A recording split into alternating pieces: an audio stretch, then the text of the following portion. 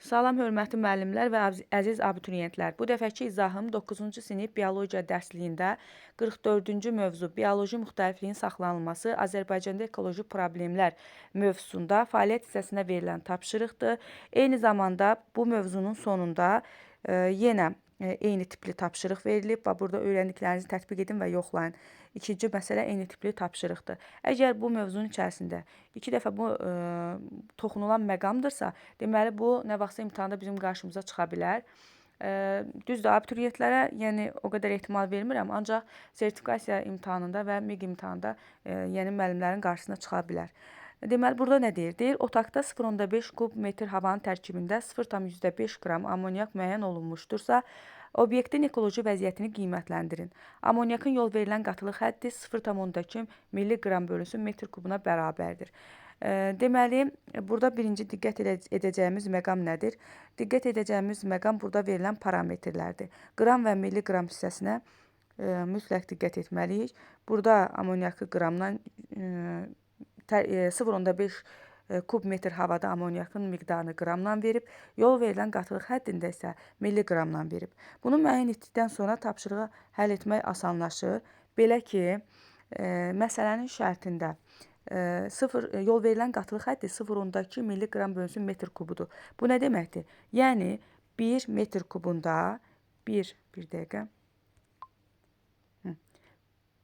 aşağıdan yazaq, 1 metr kubunda 0,2 milliqram amonyak olmalıdır. Yol verilən qatılıq həddi budur.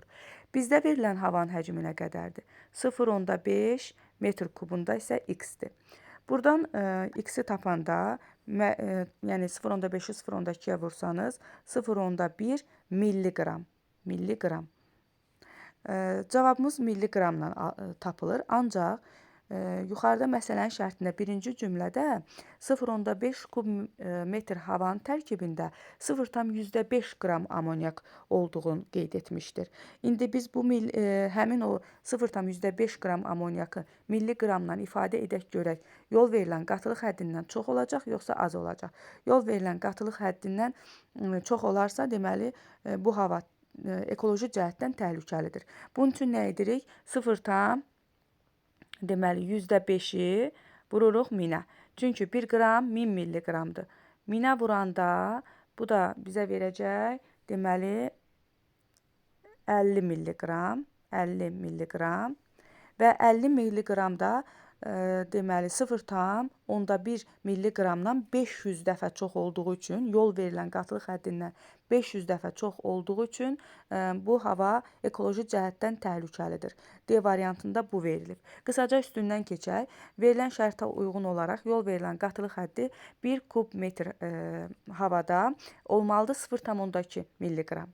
Bizdə havanın həcmi nə qədər verib? 0,5 kub metr. Deməli, 0,5 kub metr havada 0,1 milliqram əgər amonyak olsaydı, bu yol verilən qatılıq həddi olardı.